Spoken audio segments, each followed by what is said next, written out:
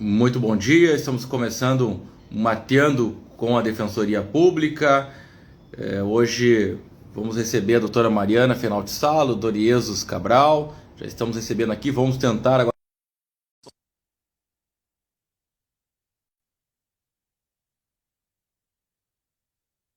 Volta. Alguns problemas. Eu, vamos testar o som agora, Mariana. Sim, vamos ver. Tá com Tá, eco? não, tá tudo certo para mim. Ah, então tá. Bom, Vamos aqui aguardar também tá mais. sem eco. Tá, não, agora tá perfeito. Vamos aguardar mais um minutinho o Iesus chegar. Mas como eu estava dizendo, eu vou repetir um pouco o nosso enredo inicial, porque vai ficar gravado e aqueles que vão assistir posteriormente, para que possam melhor compreender. Hoje nós vamos tratar sobre aqueles casos onde muitas vezes apenas o defensor ou a defensora pública ele percebe, desde os momentos iniciais, aquele grande sofrimento que o acusado tem e manifesta substancialmente a sua inocência, e as provas elas começam a demonstrar que algum erro ocorreu ou lá na coleta de algum elemento de investigação ou durante a própria instrução. E muitas vezes, especialmente no tribunal do júri, a resolução ela acontece tão somente no âmbito do plenário do júri. Doutor Ian está chegando aqui. Vamos orar agora que dê tudo certo aqui, né? E eu sei que a Mariana e o Jesus tiveram casos. Casos. Deu eco de novo, né? Deu eco de novo, né? Então pode ser que seja o meu. Eu não escuto eco em vocês, mas casualmente quando eu entro, o eco inicia, não é isso? Deixa eu ver, faz um teste, sabe? Faz um teste, sabe? Tem um microfone na tela.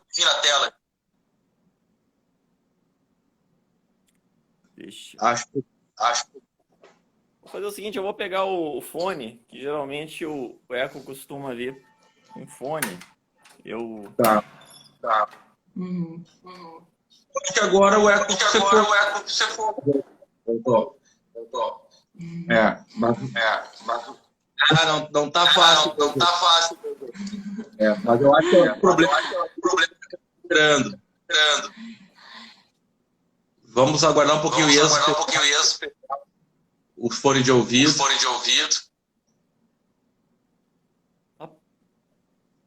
Podem fazer. Eu vou sair e podem continuando, que daqui a pouquinho eu tô entrando. Para não. Perfeito. Okay? Tá bem.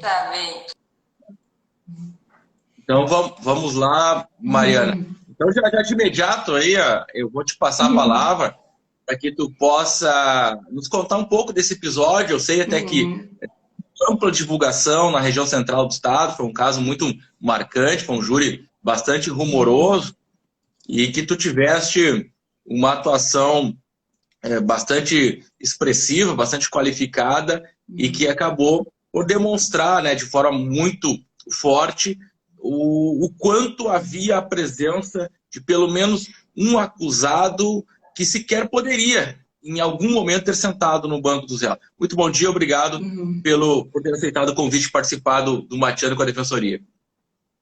Bom dia, eu que agradeço o convite. Então, como foi dito antes, são muitos os casos em que a gente se depara com situações assim ao longo do nosso dia a dia, do nosso trabalho, né? Mas foi selecionado esse caso específico por ter sido um caso bem impactante e por ter sido no tribunal do júri. Porque o tribunal do júri, por ser julgado por juízes leigos que só precisam decidir pela íntima convicção, nos causa uma grande preocupação de qual vai ser o resultado. Porque nós sabemos, enfim, que as nossas possibilidades de recurso são limitadas. E nesse caso, foi uma tentativa de homicídio. Tá dando eco de novo, será que eu... Pra mim, não. Ah, não, tá. Então se tá só pra mim, daí eu vou continuar. Foi uma tentativa de homicídio em que mais ou menos umas 7 pessoas foram à noite na casa de uma pessoa e dispararam contra a casa. Então a vítima não morreu e ela foi na polícia e apontou quem seriam os autores dessa tentativa. Só que ela apontou as pessoas por apelidos, né? Aquilo que a polícia chama de alcunha. Foram vários apelidos, fulano, beltrano, ciclano, e um dos apelidos era índio. Então as pessoas não foram apontadas pelos seus nomes, e cabia à polícia descobrir quem seriam essas pessoas. Quanto a essa pessoa que foi apontada como índio, vai começar aí a história, então, deste assistido, que eu vou chamar por outro nome, como são municípios muito pequenos aqui na comarca, eu vou chamar ele por outro nome e também vou trocar o município, tá? Então, essa pessoa, que é o nosso assistido Leandro, ele não era da cidade e não tinha relação nenhuma com a cidade em que aconteceu os fatos. Ele era da região metropolitana. Mas ele tinha alguns parentes nessa cidade dos fatos, que eu vou dizer que foi Nova Palma. E nas férias ele foi visitar esses parentes. Como quem já trabalhou no interior consegue perceber, no interior as pessoas sabem muito bem quando tem alguém novo na cidade. As pessoas percebem muito quando tem alguém novo na cidade. E é bem comum, inclusive, que a polícia aborde pessoas que não são da cidade e pergunte: o que o senhor está fazendo aqui, né? De onde o senhor veio? Porque nós não conhecemos o senhor, então por que está aqui? Isso é bem comum. E assim aconteceu com o Leandro. Ele veio nas férias visitar alguns parentes e já tinham percebido a presença dessa pessoa estranha. Aí a polícia iniciou as investigações e concluiu que índio seria Leandro, aquela pessoa estranha vinda da região metropolitana para o interior. E aí, então, com base nessa apuração de que o índio seria o Leandro, ele foi indiciado, foi preso preventivamente, foi acusado, foi pronunciado e sentou no banco dos réus no tribunal do júri. Mas desde o início, ele sempre dizia, né? Não sei o que eu estou fazendo aqui. Não tenho nada a ver com os fatos, mal conheço a cidade e não conheço as outras pessoas, não conheço ninguém, a vítima, os outros acusados, ninguém. E quando a polícia fez essa conclusão de que o índio seria o Leandro, ela não fez reconhecimento com a vítima, só concluiu e o inquérito seguiu. Então, a vítima não pôde dizer se era essa pessoa mesmo. E no dia do júri, ele falava, era muito, muito angustiante ouvir ele falando que ele nunca teve apelido de índio, que ele nem tinha características de índio, indígena, e ele dizia: eu nem conheço os outros réus, ele só conhecia um dos outros réus porque era um primo dele. E nem conhecia as outras pessoas da cidade. E os outros réus também chamavam e diziam porque os outros réus se conheciam por serem da cidade. Mas eles diziam: aquele ali a gente não sabe nem quem é. E imagina ouvir tudo isso, começa a causar uma grande angústia de pensar o que aqueles jurados vão decidir, né? Sendo que talvez eles não enxerguem essa inocência e talvez não haja uma absolução, a decisão é por íntima convicção. Ao longo do processo, a companheira do Leandro lutou muito pela liberdade dele. Era desesperador ver a quantidade de atendimentos que tinha na pasta dele. Ela ia na Defensoria Pública lá na cidade de origem deles, na região metropolitana. Levou declarações abonatórias, inclusive de empregadores, levou comprovante de que ele tinha trabalho fixo. E o mais importante de tudo, ela levou prints de WhatsApp mostrando que no dia e no horário dos fatos, eles estavam conversando no WhatsApp. Ela, a companheira, e ele, que estava de férias nessa cidade do interior. Inclusive, assim, ela expôs, eles estavam trocando fotos íntimas, então foi uma exposição em busca da absolvição dele. Como não tinha como apurar exatamente o momento dos fatos, foi considerado que aqueles prints não seriam suficientes para uma impronúncia e o processo prosseguiu. Um outro ponto que, na minha visão, é o mais importante, que deixa gritante como ele era inocente, foi no dia da audiência de instrução. Na audiência de instrução, a vítima foi ouvida, né? E este acusado, Leandro, estava preso preventivamente e não foi conduzido à audiência. Então, mais uma vez, a vítima não teve a oportunidade de ver se ele era o índio, realmente. E aí a vítima foi questionada. Os autores foram fulano, beltrano, ciclano, e esse questionamento foi pelos primeiros nomes, não o nome completo, né? E aí perguntaram, e Leandro foi um dos autores dessa tentativa de homicídio? Só pelo primeiro nome, assim. E ela disse, sim, eu tenho certeza, porque o Leandro é meu sobrinho. Ela falou. Só que esta pessoa que foi acusada, este Leandro, não era sobrinho dela. Ele disse, eu não sei quem é essa pessoa, eu não sou parente dela, eu não sou sobrinho dela. E aí a gente conseguia enxergar a razão por que isso aconteceu, porque ele não foi feito reconhecimento policial, né? E ele não estava no momento da audiência. E só foi questionado se Leandro seria o autor, não o nome completo. Então, ela acabou pensando que esse Leandro era algum Leandro que seria sobrinho dela, que não era ele. E, enfim, essa pessoa que talvez tenha praticado isso, que pode ser o sobrinho dela, não estava nem sendo processado. Então, ver tudo isso começa a causar uma grande preocupação. Será que as outras pessoas também estão conseguindo enxergar?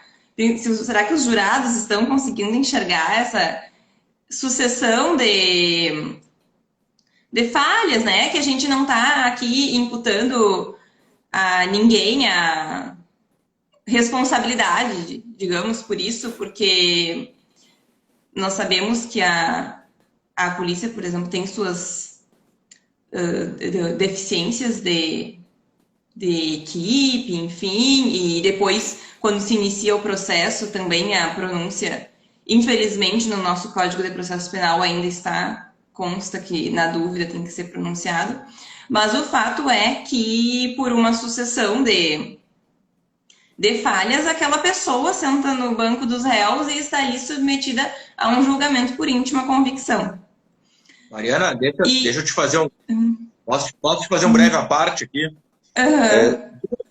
Só fazer duas perguntas no meio do teu relato aqui. A primeira delas, eu não sei se tu tem essa percepção em relação à investigação policial brasileira, mas principalmente no âmbito do Tribunal do Júri, que é o descarte muito rápido de hipóteses investigatórias. Por exemplo, parece que às vezes não piscar de olhos, não, o fato ocorreu dessa maneira, os autores são fulanos, a materialidade está assim, e se descartam outras hipóteses. E aí, quando a defesa pega o processo para analisar, olha, não, mas isso aqui, se a gente fizer um caminho inverso, novamente, nós vamos encontrar 2, 3, 4 possibilidades de autor, de linha de investigação. E a outra pergunta que eu te faço é o seguinte, tu já está chegando no momento do plenário. E eu te pergunto se vai dando aquela angústia, porque o peso de ter que fazer a defesa daquela pessoa... A defesa no Tribunal do Júri ela já tem um peso enorme por si só. Porque, às vezes, uma palavra equivocada lá no plenário, às vezes pode causar um desastre em matéria de julgamento. Então, é uma defesa muito peculiar.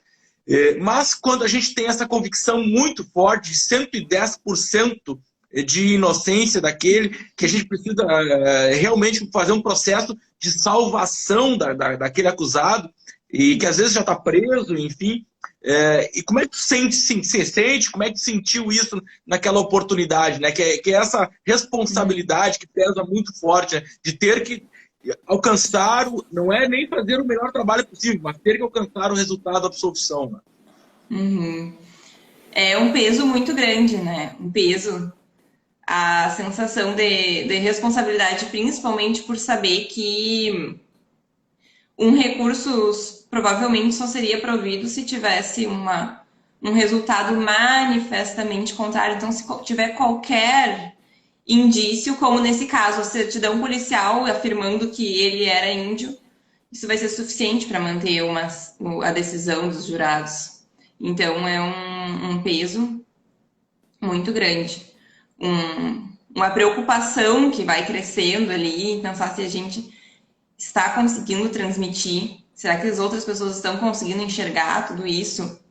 E também tem uma outra questão, né, que eu imagino que passe no imaginário popular e na mente dos jurados, que se essa pessoa chegou até aqui, não é por acaso. Se ela chegou aqui no banco dos réus, já teve muito processo antes, mas não quer dizer, principalmente pelo fato de nós termos essas regras de que na dúvida deve haver acusação, na dúvida deve haver a pronúncia, então aquela pessoa chegou ali com base em uma dúvida, né? Às vezes em um pequeno indício ou uma certidão policial falando que essa pessoa poderia ser o índio. E, inclusive, sobre essa questão de identificar pessoas por apelidos, depois eu atuei em um outro júri, em uma outra comarca até, em que aconteceu o seguinte no processo. O inquérito se iniciou, também foi apontado como possíveis autores, pessoas foram apontadas por apelidos. A polícia concluiu que um apelido lá seria da pessoa X, vamos supor, João, né? E o inquérito foi tramitando contra o João.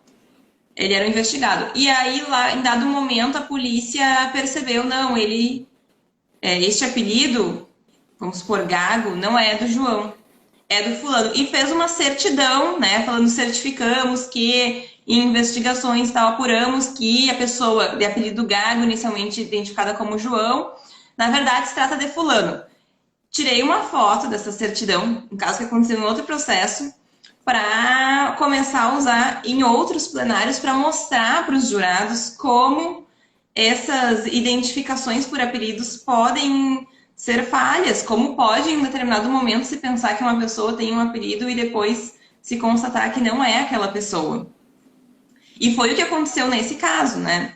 E então, nesse caso, nós felizmente tivemos um resultado de absolvição, foi muito satisfatório, trouxe um alívio muito grande, essa é a palavra, assim, porque a preocupação de imaginar que aquela pessoa pudesse sair dali condenada era enorme. E como os tiros tinham sido disparados contra a casa, e dentro da casa tinha algo como 4 pessoas, a acusação era de 4 tentativas de homicídio qualificados. Então, se ele tivesse sido condenado, seria uma pena, assim, para, enfim, praticamente perder a vida dele dentro da prisão. Então, era muito, muito preocupante e o resultado foi de grande alívio.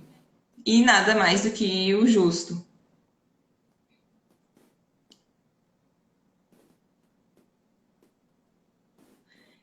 Tá, pra mim tá Andrei muito... tá sem áudio. Isso pra mim também. Ah, tá perfeito. Eu separei algumas perguntas aqui. Eu vou fazer uma delas até. Teve alguém que disse, não seria uma defesa mais fácil nesse caso? Complexidade. E acho que tu tocaste num ponto fundamental, Maria, e é a questão do imaginário social, né? Eu já me deparei com um jurado que ele tinha por proposição, por preceito, por princípio, que se sentou no banco dos réus é culpado.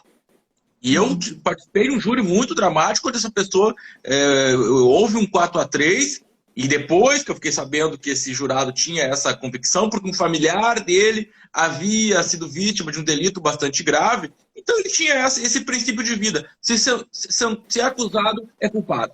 Então vejo o tamanho da dificuldade de, às vezes, a gente conseguir demonstrar, mesmo quando é mais evidente, por vezes, a inocência, existe um caminho bastante delicado, complexo, para se chegar ao resultado lá no quesito genérico, o jurado absolve o acusado, né? E eu não sei se também tu percebe dessa maneira. Sim, sim, com certeza. É um grande receio, porque a gente sabe que muitos jurados pensam assim, e por já ter um processo grande, muito volumoso, eles pensam que já está cheio de provas contra aquela pessoa ali dentro, né? Que aquela pessoa não chegou ali à toa, que, enfim, que já teve outras etapas. Então, é bem difícil ter que desmistificar essa ideia. Perfeito. Doutor Iesus, muito obrigado por ter aceitado o convite, de ter entrado na rede social e, como diria um amigo, de fazer parte dessa rede onde a gente disponibiliza um tempo que nunca mais volta, né? Eu é que agradeço o convite, doutor Andrei. Mas o doutor Iesus aí, para quem está nos escutando, já tive a oportunidade de atuar no Tribunal do Júri, é um grande tribuno, eu até brinco com ele, que eu fui estragar um Tribunal do Júri do doutor Iesus e falo com bastante... De forma alguma. De forma alguma. Me ajudou, agradeço publicamente o André, era meu primeiro júri em Alvorada. Alvorada é uma comarca difícil, dispensa comentários. E no meu primeiro júri, o André, assim, com uma amizade enorme, foi lá para me dar aquele... Enfim, a voz da experiência, a segurança de uma pessoa que já tem centenas de plenários. E agradeço imensamente, Andrei, por aquela oportunidade, além do privilégio de ter compartilhado uma tribuna contigo, aprendido muito ali naquelas poucas horas, nem foram tão poucas horas assim que o júri terminou um pouquinho tarde. Mas foi ótimo, não estragou nada, pelo contrário, me ajudou muito, não só naquele júri, mas como nos próximos também. Perfeito. A satisfação foi minha compartilhar aquele plenário, mas nós tivemos agora recentemente um caso também muito dramático, eu diria muito emocionante também, que a defesa foi realizada por Tias e ele tem alguns ingredientes. A gente acabou divulgando a notícia no site institucional da Defensoria Pública e eu vou deixar para ti, né, contar um pouco para quem está nos assistindo e que vai nos assistir mais adiante, em relação a este caso aí, que ele tem um drama familiar bastante grande, o que também não é novidade no Tribunal do Júri, mas eu sei que tu saíste do plenário com dois sentimentos, né? Um de felicidade por ter alcançado um resultado positivo, mas também de tristeza por uma outra parte do resultado sequer ter tido a possibilidade de alcançar. Então, muito bom dia novamente e obrigado por ter vindo aqui compartilhar suas experiências do Tribunal do Júri no Instagram da Defensoria Pública. Obrigado, eu que renovo o agradecimento. André, eu começo a minha fala exatamente nesse sentido. É claro que todo defensor sente-se feliz com uma absolvição, especialmente quando nessa absolvição tem a convicção de que aquela pessoa está injustamente ali. Mas eu posso afirmar categoricamente que naquele caso, essa felicidade ela ficou bem abaixo da tristeza, porque um jovem morreu sem ter direito a julgamento, foi trancafiado, no que o grande colega Rodrigo Vazata, ele usa o termo as masmorras modernas, que a gente chama de penitenciária. Ele foi trancafiado, ele definhou até a morte, emagreceu, perdeu os dentes da frente, pegou tuberculose, enfim, foi morrendo aos poucos. Uma pena de morte no nosso ordenamento jurídico. As pessoas questionam, teria que ter ou não pena de morte? Não, ela tem e está aí. Não atinge, de regra, a nossa classe social. E o outro jovem, irmão, ficou 4 anos, dos 19 aos 23, salvo engano. 4 anos da vida dele nessa mesma masmorra. E nisso tudo aí a mãe, que teve os 2 filhos retirados do dia para a noite. Contando o caso, assim, eu tenho um pouquinho mais de personagens. Eu coloquei alguns nomes também para não identificar. Então eu tive que fazer uma colinha aqui, porque senão daqui a pouco eu vou falar o nome verdadeiro. Basicamente era o seguinte: segundo a denúncia, o que teria acontecido? Tudo começou numa discussão entre um companheiro e companheira. Pessoa aqui que eu vou chamar de Zoreia era uma pessoa que a princípio teria envolvimento com crime, seria faccionado. Ele convivia com sua companheira e começou a discutir com ela.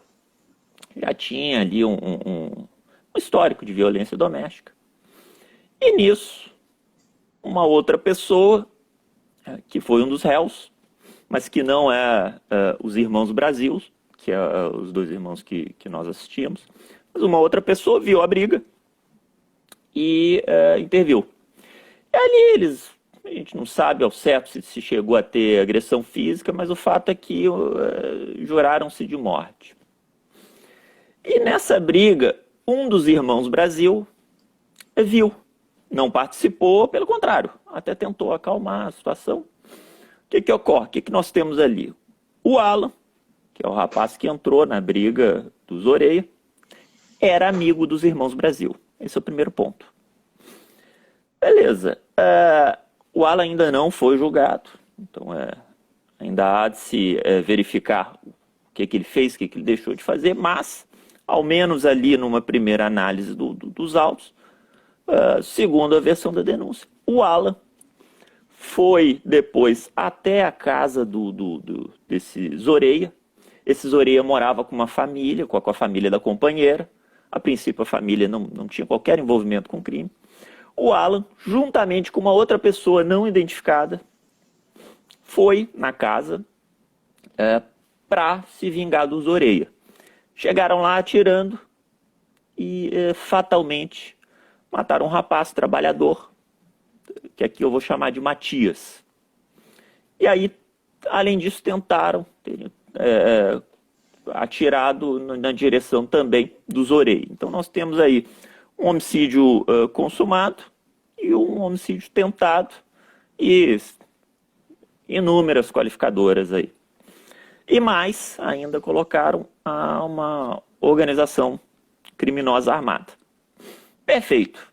Até aí nós temos essas 2 figuras, o tal do gordinho alemão, que ninguém sabe quem é, e o Alan.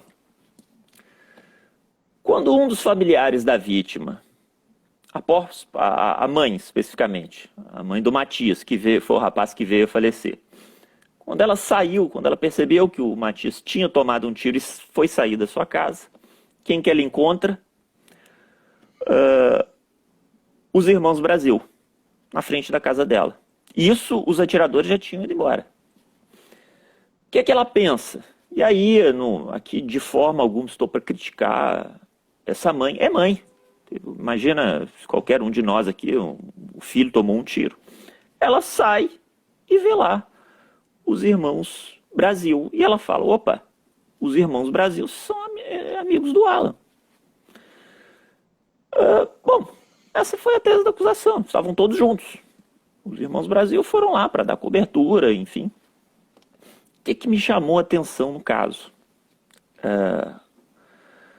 Primeiro ponto, o gordinho alemão, os atiradores, eles chegaram de carro e saíram de carro.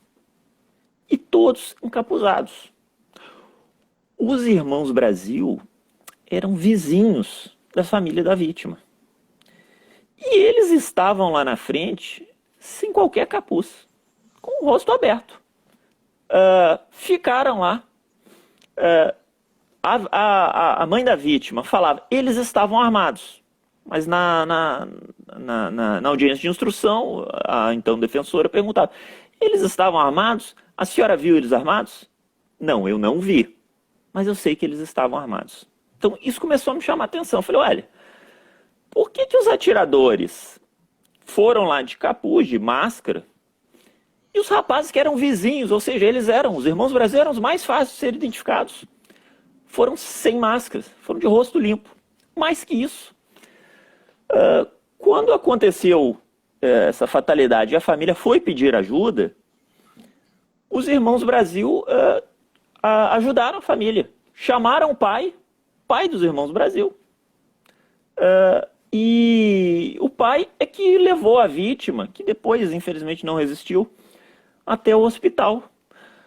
O irmão mais novo da vítima ficou nervoso, naturalmente, e uma das pessoas que acolheu foi os irmãos Brasil. Então eles ficaram ali dando suporte à família da vítima. E eu falei: olha, ou nós temos um caso assim de um criminoso perfeito, um psicopata, extremamente fingido, ou então nós temos uma confusão aqui.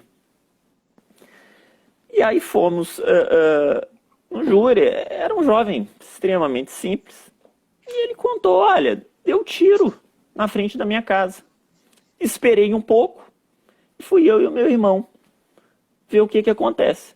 Eu comecei a pensar, falei: olha, realmente, se eu escuto um tiroteio na casa do meu vizinho, eu vou esperar um pouco, e mais cedo ou mais tarde eu vou lá ver o que aconteceu. Então, essa postura dos irmãos Brasil me pareceu uma postura extremamente natural. E detalhe, os irmãos Brasil moravam de frente com a família da vítima. Então, me pareceu extremamente lógico eles saírem de casa para ver o que aconteceu. E penso, eles darem suporte a essa família, né? Tentar salvar o rapaz, o réu que sobreviveu, um dos irmãos Brasil, falava: não, eu abri a porta da garagem para o meu pai, ele chamava o pai de coroa, para o meu coroa tirar o carro e levar o Matias para a gente tentar salvá-lo. Eu falei: olha, essa postura está muito diferente de uma pessoa que realmente comete um crime. Perfeito. Eu fui olhar o histórico deles. O Alan foi reconhecido por toda a família. O Alan já tinha algumas passagens e os irmãos Brasil, eles não tinham nada. Não é que eles não tinham condenação por trânsito de vaga, não. Eles não tinham nada. Eles nunca tinham pisado numa polícia, numa delegacia de polícia. Eu falei: olha, não está fazendo sentido isso. Um rapaz que, de repente, sem nunca ter pisado numa polícia, já se envolve numa situação dessa e ainda finge ser amigo da família. Não estava batendo.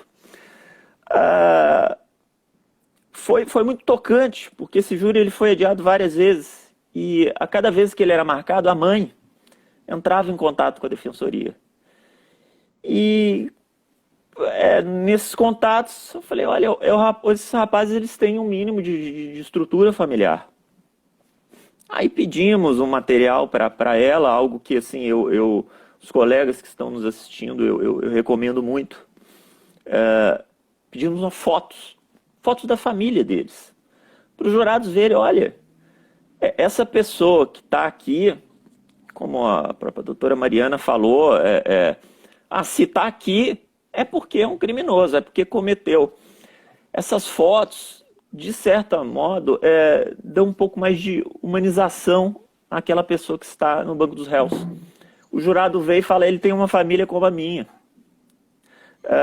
Achei que foi muito positivo mostrar essas fotos, e também muito triste. Esse caso eu considero muito triste, porque ali tinha mãe, pai, a irmãzinha deles e os dois irmãos Brasil.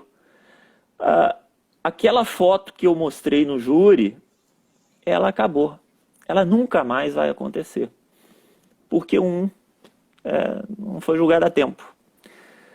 Os jurados reconheceram já nos primeiros quesitos que o o irmão que sobreviveu, né, que teve o direito de ser julgado, que ele não tinha participação nenhuma, e absolveram.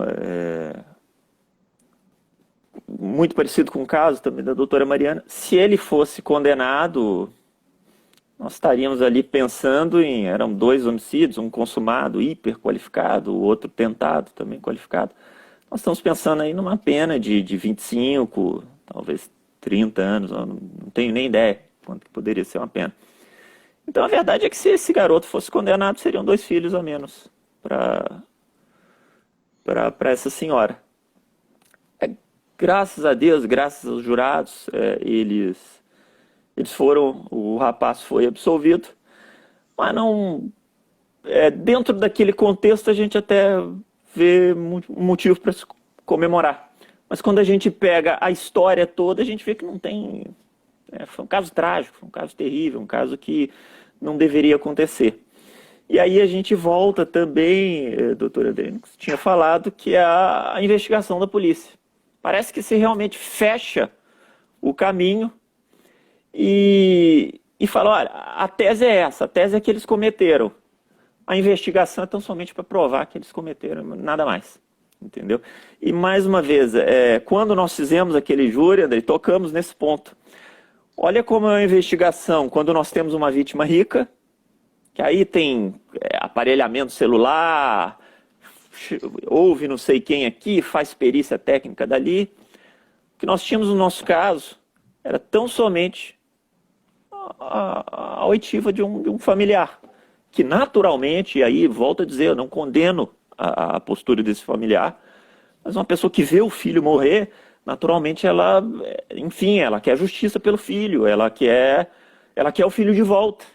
Essa é a verdade, ela quer o filho de volta, e aí, talvez pela nossa cultura, uma das formas de tentar amenizar isso é condenando. E aí, o máximo de pessoas que se condenar é melhor.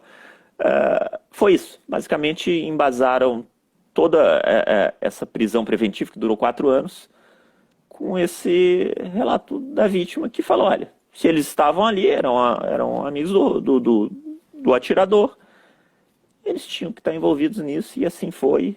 E o deslinde do caso acabou sendo esse. Menciono aqui um outro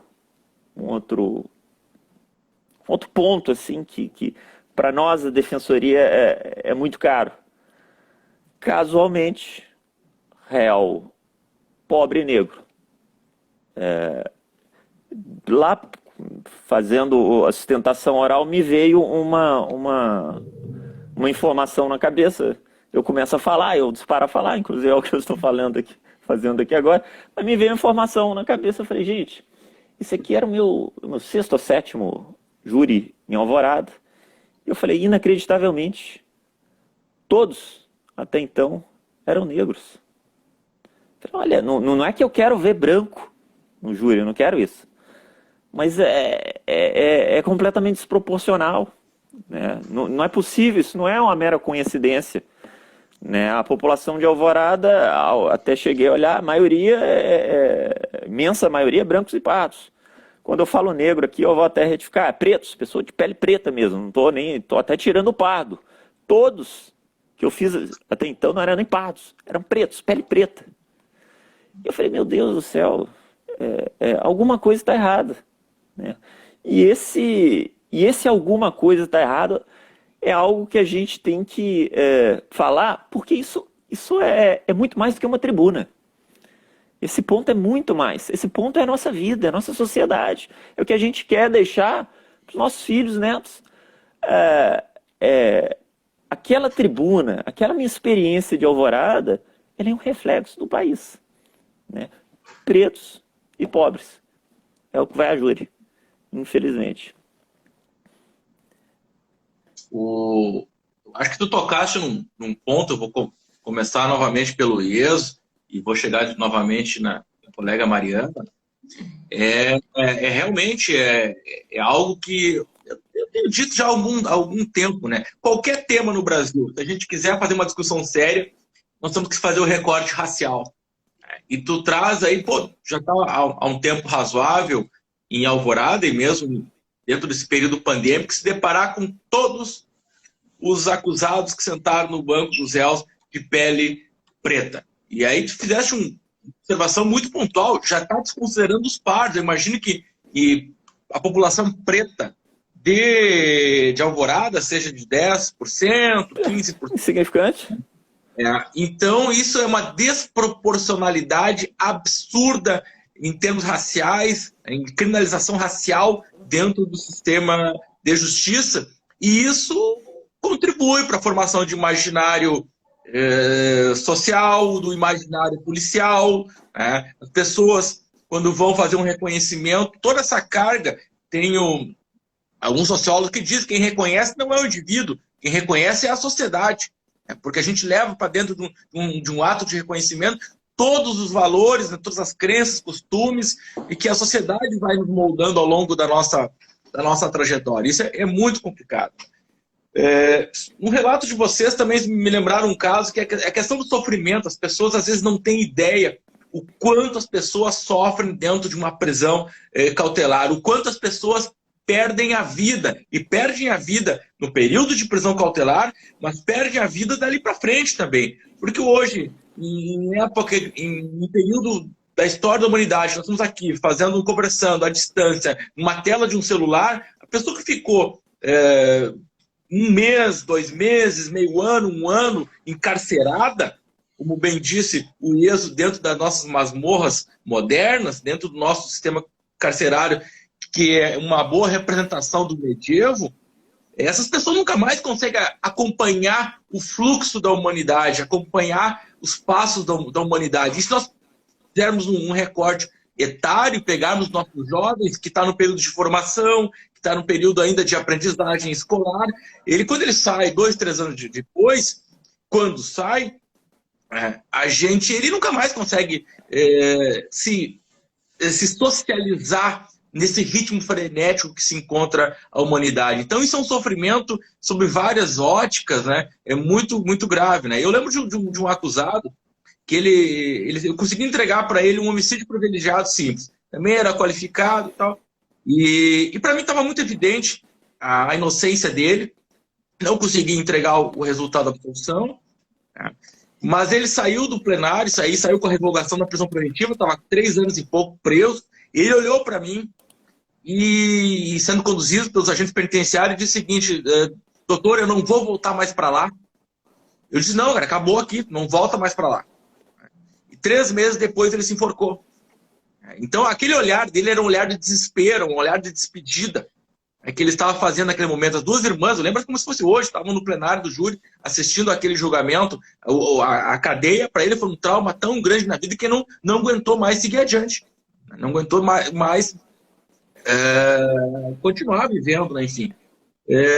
Mariana, então mais ou menos nesse sentido também que eu te provoco, é sobre como lidar com isso, com esse sofrimento que também não é só do acusado, é um sofrimento que é da família. E a gente pega, às vezes, o atendimento lá no portal da Defensoria e vai ver lá um verdadeiro calvário dos familiares, né? Que estão lá também junto com técnica e junto com a autodefesa, lutando para demonstrar e trazer provas e elementos que não são tão fáceis de serem produzidos, né? De que aquela pessoa não é o verdadeiro autor do delito, né? Como é que tu lida com esse sofrimento? Como é que tu faz para acalmar também os familiares, o acusado? Porque às vezes no tribunal do júri, o resultado a gente observando, ele só vai ser alcançado no tribunal do júri, lamentavelmente, porque a decisão de pronúncia muitas vezes é uma decisão que eu chamo de Pôncio de Pilatos, né? Lava-se as mãos, né? E joga-se ao tribunal do júri casos que não deveriam ser colocados a julgamento neste ambiente, né? Exatamente. É muito preocupante a gente ver aquela quantidade de atendimentos que vai crescendo. E quando os parentes são da nossa própria defensoria, eles estão sempre presentes na defensoria, né? E a gente vê a angústia nos olhos, a preocupação e os questionamentos que a gente não tem como responder, como a minha filha vai sair, o meu filho vai sair, né? E a gente não tem como garantir nada. E o que eu tenho feito nos últimos tempos é tentar transformar toda essa vontade de absolvição, toda essa agonia, essa angústia que os familiares sentem, em uma força para produzir provas a partir deles. Então, na linha do que o colega Yes falou, pedir desde fotos da família, né, declarações de ex-empregadores, e agora também a gente tem comentado, assim, pedido para os familiares vasculhem o celular deste acusado, né, vasculhem o celular e vejam se vocês acham conversas de WhatsApp, informações assim que possam ajudar, e de fato temos conseguido, como nesse caso, né, em que tinha prints de que na hora eles estavam conversando. Teve um outro caso em que a ré foi presa preventivamente, era um caso daí de latrocínio, e também inocente, ela tinha testemunhado só o latrocínio. Ela estava nas proximidades quando aconteceu. Eu falei, e a mãe e a irmã dela iam muito, muito na defensoria. Eu falei, vasculhem o celular e vejam se não tem conversas, por exemplo, dela contando para as pessoas o que ela viu. De fato, tinha várias conversas e áudios dela dizendo assim, ó, vocês não sabem o que eu vi acontecer ontem. Eu tô sem coragem ainda de ir na polícia contar. Depois ela foi na polícia, contou tudo, e aí ela mandava áudios e dizia, nossa, eu tirei um peso das costas. Eu contei tudo para a polícia, tudo que eu vi acontecer. Então a gente conseguiu usar tudo isso como provas para mostrar que ela era testemunha do fato e não autora do fato. E então é isso, assim, a gente tem tentado transformar essa angústia em uma força para buscar provas, buscar elementos de demonstração da inocência daquela pessoa. Perfeito. E Jesus, eu até vou ilustrar com um caso que eu atuei. Esse caso vai a júri para te fazer uma determinada pergunta. Também a mesma situação. A esposa, a companheira do acusado, e eles tinham dois ou três filhos. Ela semanalmente, no intervalo de um ano, ela dirigia a defensoria de Canoas, onde eu estava trabalhando.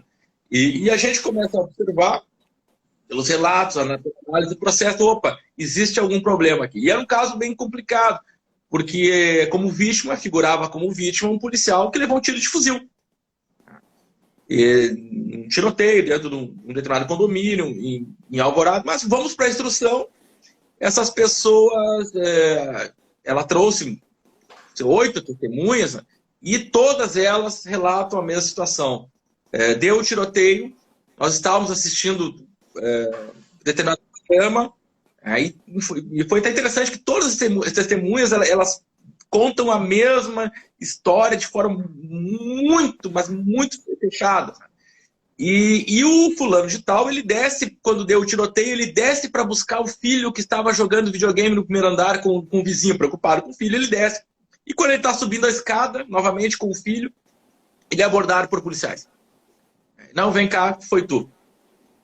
E o cidadão que se pisou na delegacia de polícia foi para registrar a perda de documentos. Nunca havia pisado na delegacia de polícia. Mas aí tinha um problema. Ele tinha um irmão que, lá pelas tantas, teve um envolvimento criminal que nem foi tão grave assim. Eu brinco até, ele maroteou uma vez lá para os policiais, desacatou os policiais, enfim. Então teve uma rusga lá. E enfim, os policiais categóricos falando que ele portava uma pistola, melhor não pistola não, que ele portava carregadores, estava vestindo a balaclava, a touca ninja e também um rádio transceptor. Tipo, bom, a gente percebe, olha, a prova testemunhal fica naquela, de um lado dizem uma determinada situação, de outra dizem isso, enfim e tal. A gente vai percebendo que a presunção de inocência, a forma de lidar com a dúvida, ela é muito delicada, né, no âmbito do tribunal do júri.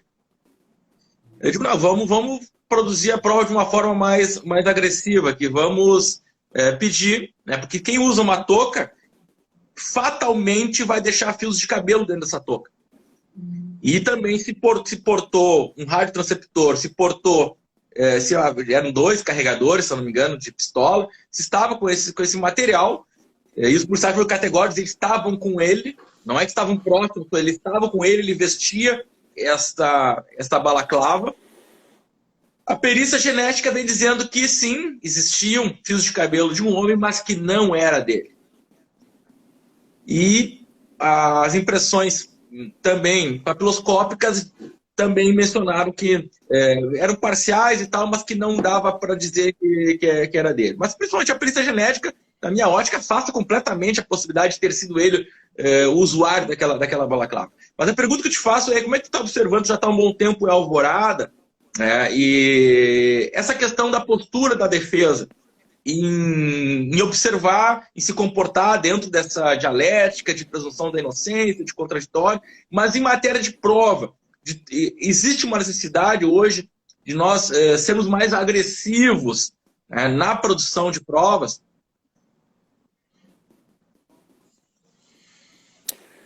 André, assim, honestamente, essa para mim seria uma prova que não era nem a defesa que teria que fazer. Essa é uma prova que já deveria ser realizada de ofício no inquérito policial. O inquérito policial não é para apurar autoria, materialidade e autoria. Não é para corroborar uma tese pré-fixada. O que eu vejo assim, da dificuldade, principalmente nos nossos casos que são pessoas pobres. Geralmente o réu é pobre e a vítima é pobre. Então, a imensa maioria, em Alvorada, todos eram embasados em depoimento de alguma outra testemunha. O máximo que se tinha de perícia era perícia local, quando a pessoa foi morta no local, e aí tinha uma perícia. Agora, fazer, por exemplo, a perícia balística para verificar se a arma encontrada com o réu seria a mesma que disparou, isso é muito pouco. Isso eu não vejo isso no inquérito policial. E mesmo nos pedidos da defesa, são poucos os casos assim que a gente que encaixaria um pedido desse, porque geralmente tem isso, olha, o que liga o teu assistido ao caso é o depoimento do fulano de tal. Não tem balaclava, não tem isso, não tem... Geralmente a polícia nada apreende, entendeu? O máximo que se apreende é algumas cápsulas, o projeto. Então eu acho que ainda com a nossa cultura, e aqui não é de forma alguma criticando o trabalho policial, o doutor Andrei foi policial, eu também fui policial, e a gente sabe da péssima estrutura da polícia, né? Até exigir uma investigação com a estrutura que as nossas polícias têm é chover no molhado. Nós não temos cultura de prova técnica. Essa é a verdade. Quando a gente vê aqueles casos dos casos americanos, tu vê ali o jurado americano, ele não se contenta com o depoimento. Ele realmente é da cultura. Eles querem uma prova técnica, eles querem um fio de cabelo, eles querem um DNA do réu no local, entendeu? Para corroborar com a testemunha, com o depoimento testemunhal. Nós ainda não temos isso. Tá? Como é carente a nossa investigação, e é carente desde sempre, a gente se acostuma com um processo também carente de provas. Eu hoje, ainda, em Alvorada, foram poucas as provas técnicas assim que foram pedidas.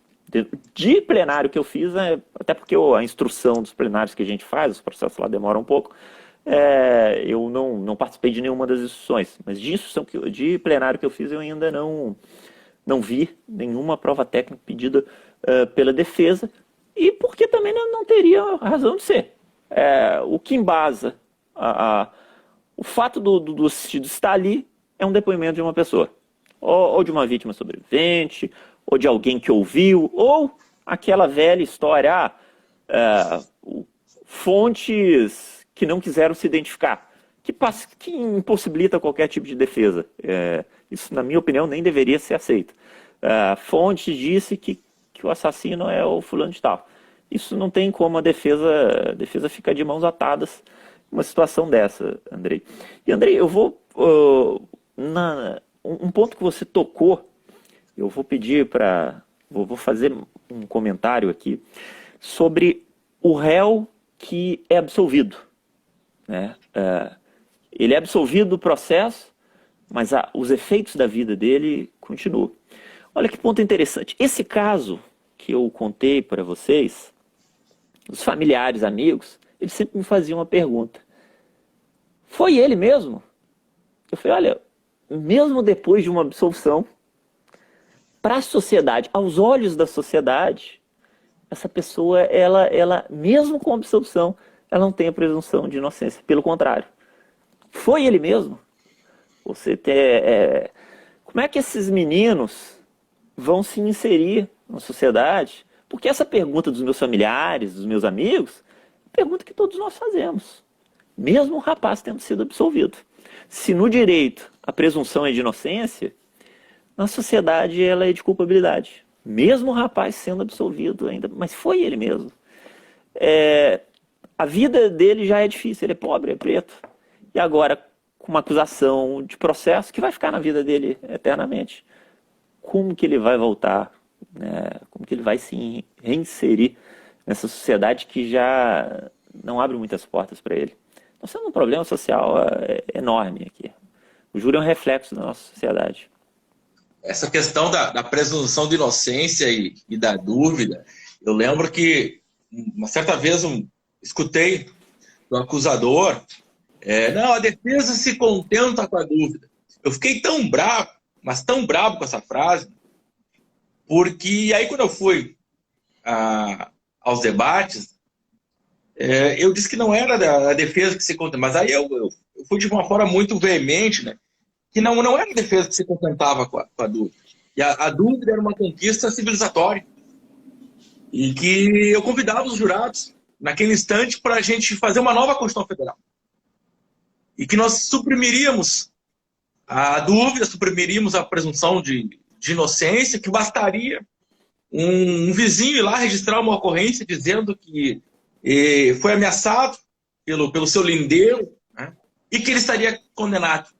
Se aceitaria uma Constituição Federal que permitisse esse tipo de situação.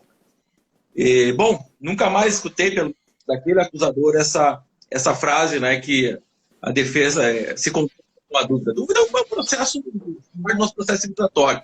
E falar em processo civilizatório, Mariana, nós volta e meia nos deparamos, não só nos casos dos crimes dolosos contra a vida, mas em outros processos também, com algo que nós podemos reputar como estarmos refém da prova testemunhal. Estarmos refém da prova mais falha do ponto de vista científico, uma prova que depende da memória, todos os problemas que decorrem disso tudo. E nós estamos falando em 2021. 2021 hoje é a sociedade da vigilância. Eu dizia até para os jurados em Canoas, se os senhores dentro do plenário do júri, os senhores estão sendo filmados. Se sair no corredor, estão sendo filmados. Na frente do fórum, estão sendo filmados. Na esquina do fórum, estão sendo filmados. Quando entrarem na porta de suas casas, provavelmente vão se deparar com uma câmera de algum vizinho, a câmera de alguém sendo filmado. E lá pelas tantas nos deparamos com processos criminais, e aqui eu abro um parênteses, eu já atuei em alguns processos, onde eu vi todo o vigor investigatório, tanto do Ministério Público quanto da Polícia Civil, que em outros casos eu não presenciei.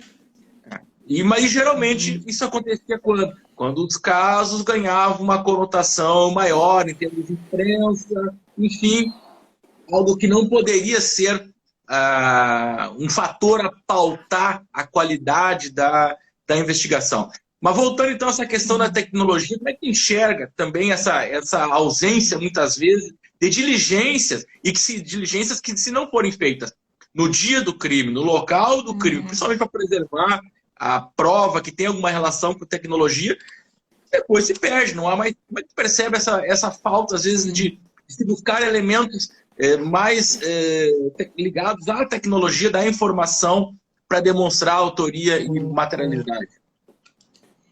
Exatamente, como o senhor falou, hoje nós temos muitas vigilâncias, muitas outras provas que poderiam ser produzidas, né? Até mesmo como a questão dos celulares, que as pessoas estão sempre falando, então comprova o que a pessoa está fazendo naquele momento, as câmeras de segurança e a prova técnica que avança cada vez mais, e a gente vê que o nosso processo penal segue muito pautado na prova testemunhal, e às vezes não é nem testemunhal, às vezes é a palavra da vítima, que não é testemunha, né? Que não tenha aquela,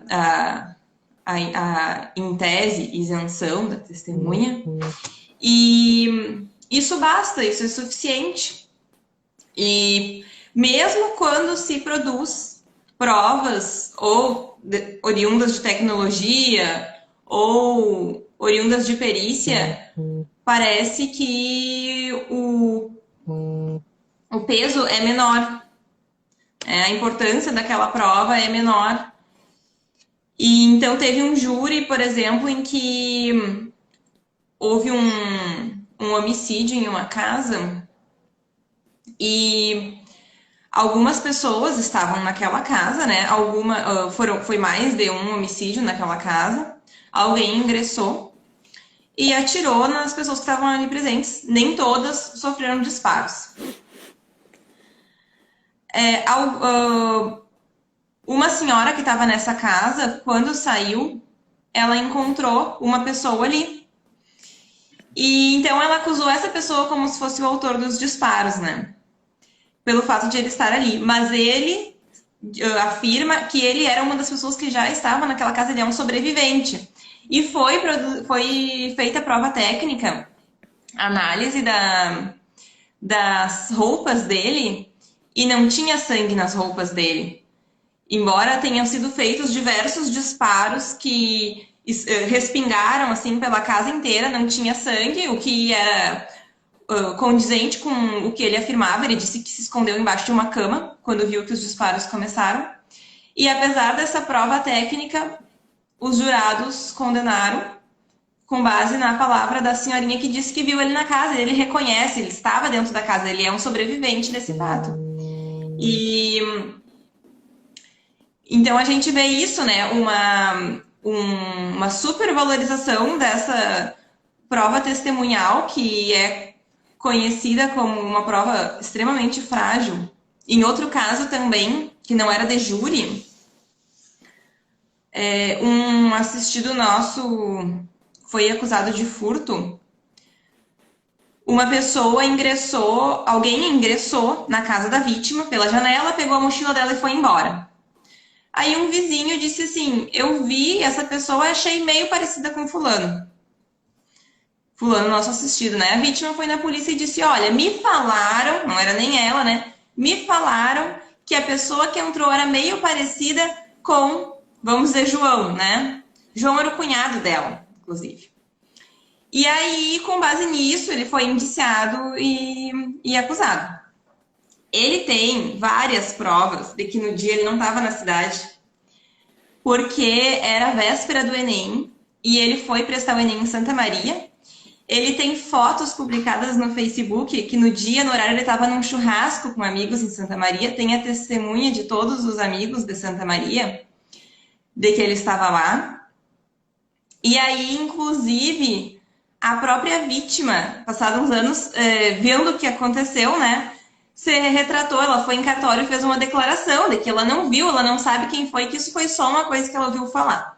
Mas a parte, e o que a gente vê então é que essas provas, a publicação no Facebook, as fotos no churrasco, tudo isso não parece que não tem a mesma força da palavra daquela vítima que tinha ouvido dizer, né? Nesse caso, na verdade, ele ainda não foi julgado, ele está tramitando, tenho muita esperança, convicção de que ele vai ser absolvido, mas gostaria de pontuar que a consequência que teve essa acusação, totalmente injusta contra ele, uma acusação só com base na palavra da vítima que tinha ouvido dizer, né?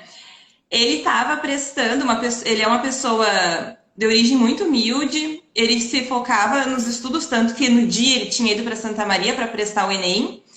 E aí, passados anos, ele prestou e foi aprovado no concurso para a Marinha.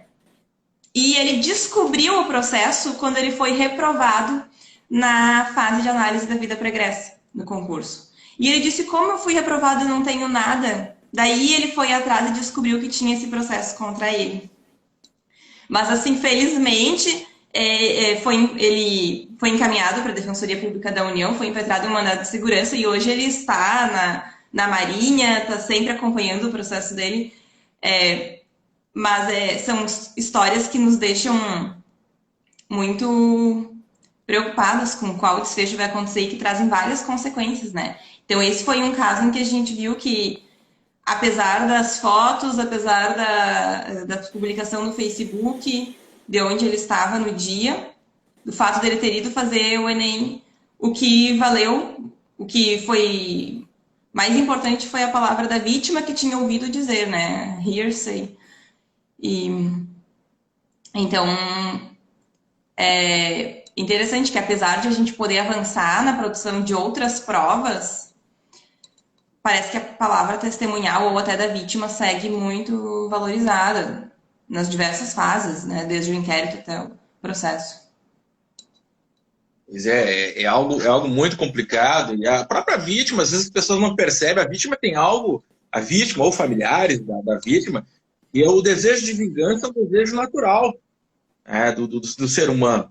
Então, o caso que o Iesmo nos trouxe aqui, a mãe sai na frente, enxerga outros dois, isso aí é uma reação química lá no cérebro, lá que desencadeia todo um desejo de vingança, vendo os filhos feridos e tal. Isso é algo que as pessoas precisam compreender um pouco melhor. Nós estamos aqui já passando de 1 hora de bate-papo, né? Eu vou fazer a nossa rodada final e passar, então eu começo com o Iesus para fazer as suas considerações já em tom de despedida, né? Mas dizendo que foi um privilégio muito grande conversar com vocês aqui. Eu acho que a gente tem esse dever. Há algum tempo já eu tenho formada convicção de que defesa criminal não se faz só dentro do processo. Defesa criminal se faz a gente discutindo com a sociedade, e o que nós estamos fazendo aqui temas que envolvem a defesa criminal, que envolvem o processo penal. Nós hoje temos uma cultura forte no Brasil de intolerância. Aquele que a parte mais frágil dentro do processo penal, que é o acusado, de incompreensão inclusive das histórias de vida.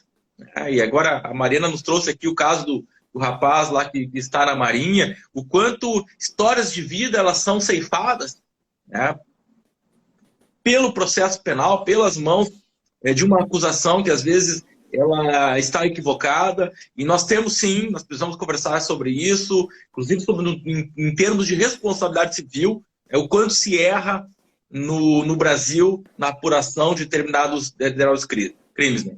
Iesus, então, para tuas considerações finais para quem está nos assistindo. Bom, eu agradeço muito, André, essa oportunidade de apresentar esse caso bastante comovente de Alvorada. A nossa conversa aqui, ela, como eu disse, ela extravasa em muito um plenário do júri, mas em muito. O plenário do júri é uma célula da sociedade. O que acontece ali, essas críticas, essas falhas do júri, elas são reflexos da nossa sociedade. Não casualmente,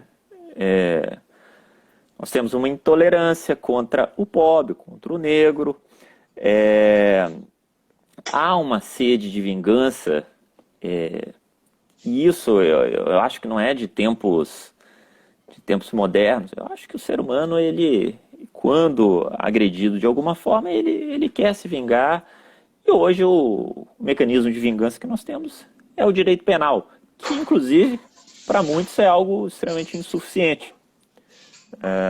O que, pelo menos da minha parte, é extremamente questionável, especialmente considerando as nossas masmorras. É também uma felicidade poder encontrar com a Mariana que é minha colega de concurso, né? Somos da mesma leva, ainda que virtualmente. A última vez que nós nos vimos foi na FESDEP, né? Sim. Aqueles momentos difíceis de pré-prova, pré-tribuna, pré-prova oral. É uma satisfação muito grande ver a colega. E queria fazer um apontamento aqui para a gente encerrar, que me veio da fala da própria Mariana. Da Mariana e também do Andrei, que mencionou do rapaz que se matou, mesmo depois de absolvido. Nesse caso dos Irmãos Brasil, além da morte de um deles, é interessante que quando eu cheguei eu estava muito emocionado, cheguei, abracei o guri, quebrando todas as regras de protocolo da pandemia, eu abracei o menino e falei com ele, tu vai para casa, cara, foi absolvido de tudo. Mas ele estava tão desacreditado, cara, esse menino sofreu tanto, que ele falou comigo assim, você tá brincando. Aí eu falei, não, eu não ia brincar, não ia fazer uma brincadeira grotesca dessa, dizer que tu foi absolvido, você foi condenado, não, tu foi absolvido. Aí conversamos e tal, né, ele falou que ele estava fazendo seja, né, uma espécie de um supletivo, né, foi interrompido. E ao final da conversa, ele falou, olha, agora nós vamos lá pro juiz publicar oralmente a sentença. E aí ele falou comigo, o senhor está brincando comigo, né, doutor? Eu não fui absolvido. Aí eu falei, tia, tu foi absolvido, cara. Tu vai para tua mãe, assim. É um cara que, quando descobriu o processo, ele foi até a delegacia, porque ele nem sabia do processo. Foi até a delegacia verificar, enfim. É um cara que realmente perdeu toda a crença no poder público, né? Um cara que já se acostumou a ser agredido pelo poder público. Isso ficou bastante marcado para mim, porque o que esse menino pensa é o que as pessoas das condições dele pensam. Tem medo de juiz, tem medo de polícia, tem medo de qualquer outra autoridade. Algo que a gente tem que mudar, né? O Estado está aqui para nos ajudar. O Estado não pode ser visto como um órgão simplesmente repressor, né? Tal como nós, classe média, nos sentimos, a princípio, confortáveis quando a gente vê um brigadiano, olha, esse cara está aqui para nos defender. A pessoa pobre, de cor, da mesma forma tem que ter esse sentimento. O sentimento dela é de medo. De medo, porque vai tomar uma geral, enfim. Também falamos isso, essa questão da geral no nosso júri que fizemos. Ficam esses pontos para reflexão, né, de todos nós. E sempre, apesar do cenário ser bem trágico, eu sempre tenho uma sensação de otimismo. Acho que estamos passando um momento difícil, mas eu acho que, penso ou menos torço, que vamos melhorar como humanidade, e isso vai afetar diretamente os nossos assistidos, que são os que mais sofrem nesse sistema sectarista, desigual que está aí. E no mais, termino a minha fala aqui agradecendo a Mariana, agradecendo você, Andrei, obrigado pela oportunidade, e continuamos. Muito obrigado, Ieso.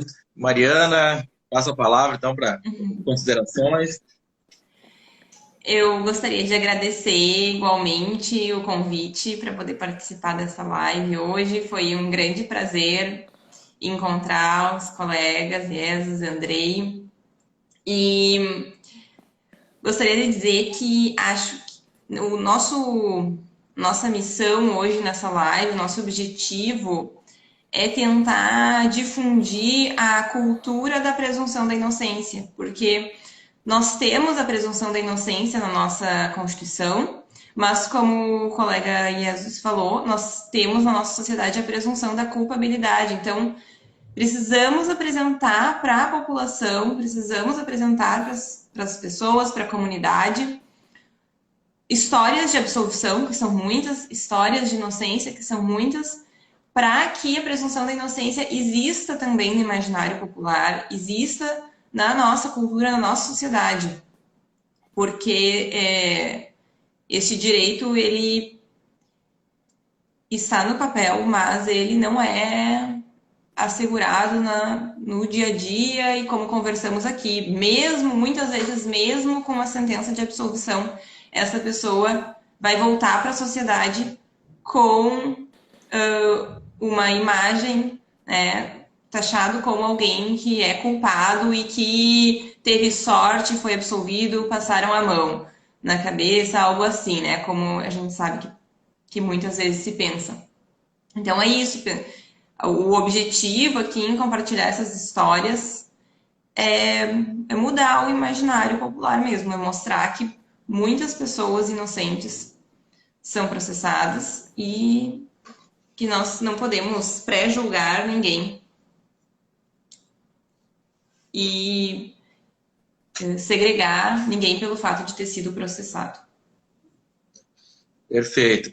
Eu, por parte do Nudecrim aqui, que tem todas as quarta-feiras levantado bem cedo e para tomar um mate, e a gente tem trazido muitos colegas aqui para conversar, e eu acho que vocês tocaram em algo que é fundamental. Existe uma necessidade da gente discutir sobre vários aspectos, aquilo que talvez a gente possa chamar de cultura defensiva, né?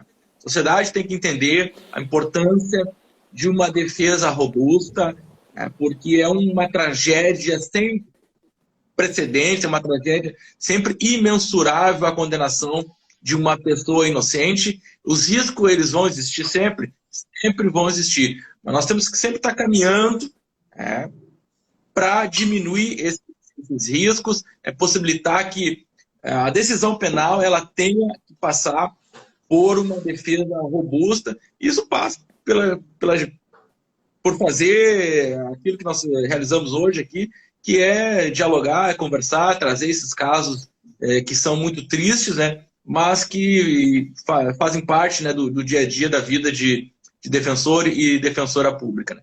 Eu agradeço mais uma vez por ter aceitado o convite.